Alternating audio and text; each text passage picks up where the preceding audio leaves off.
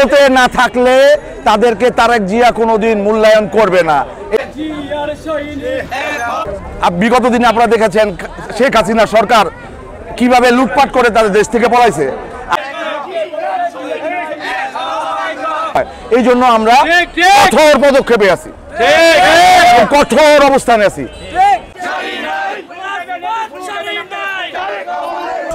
7ই November ঐতিহাসিক বিপ্লব ও সংহতি দিবস, এই জন্য একটা নারায়ণগঞ্জ মহানগর বিএনপি র্যালির আয়োজন করছে ও আনন্দ মিছিল হবে, সেই জন্য আমরা এই লোকজনের আয়োজন করেছি।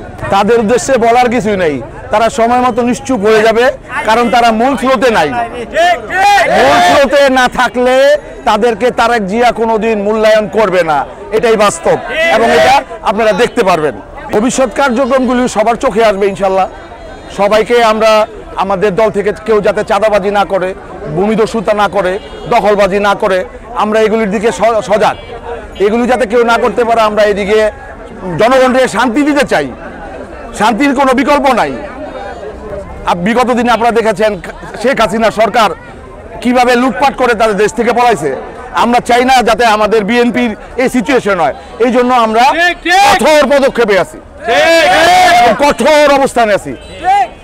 এই বলে আমি আমার বক্তব্য শেষ করলাম।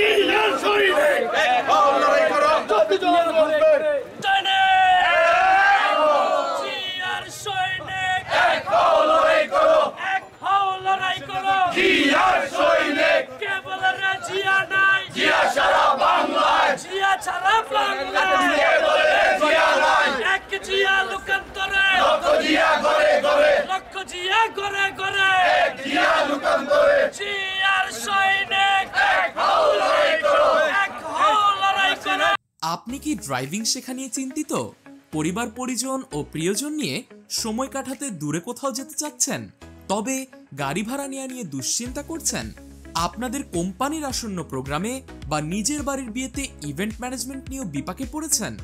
আপনাদের জন্য দারুণ স্বস্তির খবর নিয়ে এলো Mridha rent a car and driving centre.